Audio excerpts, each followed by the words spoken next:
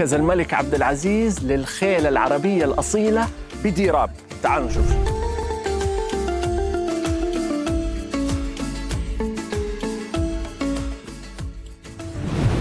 يا أهلا وسهلا. يا هلا بك. ما شاء الله تبارك الله. أين نحن؟ نحن في مركز الملك عبد العزيز للخيل العربية الأصيلة. كيف أحكم على صفات الخيل العربية؟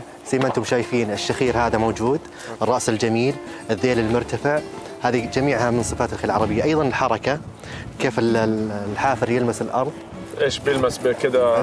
بيلمس برونق خاص، بخترة خاصة في الخيل العربية.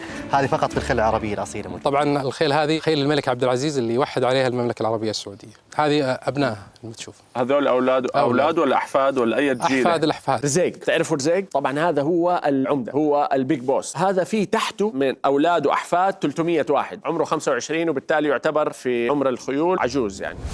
فهذا رزيق هو الجد الأكبر. أهلا وسهلا. طيب أنا ما أعرف، أنا ماني إيش فيك. تعرفنا على أسماء أصوات الخيول. المملكة العربية السعودية. هذا اسمه صهيل، من اللي سواه مو صهيل. لا مو صهيل. واضح جهلي التام. أوكي. الخيل تشخر بعد ما تبذل مجهود. كبرياء يعني. كبرياء. وهذا الشخير اللي هذا الشخير. هذه من ضمن الهوية العربية. الخيل الثانية ما تعطيك نفس الشخير هذا. موضوع